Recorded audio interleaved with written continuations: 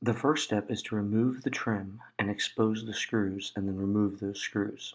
So remove the trim handle by the door, which is held on by 4 plastic tabs. Just pop it up with a trim removal tool or flathead screwdriver. This is a picture of all 6 of the screws that will eventually be removed. And then up top, if you depress this little plastic tab, you'll expose the final 2 screws up top. Once you've exposed all the screws, it's pretty easy. Just remove all 6 screws and then move on to the next step. It is worth noting that the final screw is in there deep and you may need an extension to get to it. The next step is to remove the door trim. Roll down the windows, remove the door tweeter, and then remove the entirety of the trim.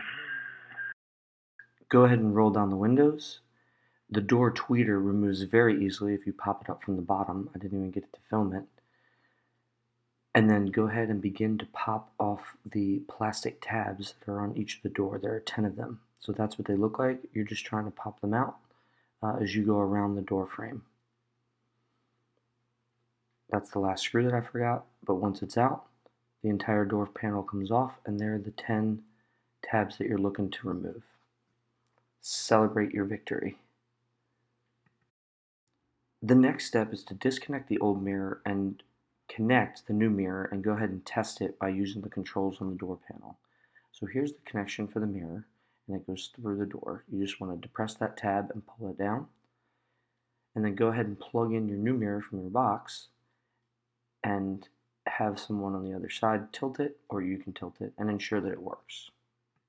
Assuming that the new mirror works, it's time to remove the old mirror.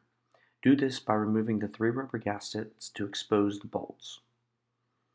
1, 2, 3. You can kind of see the bolts right there. They are 10mm bolts right there. Go ahead and take your 10mm bolt. You will need an extension and begin to remove the bolts. It is useful to have someone help you or tape the mirror so that it doesn't fall when you remove the last bolt. Once you have all 3 bolts out, the mirror will be disconnected from the door.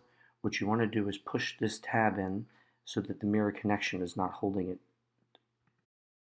The next step is to install the new mirror. Feed the mirror connection through the big hole and into the door. Then go ahead and connect the push tab and then the electrical connection itself.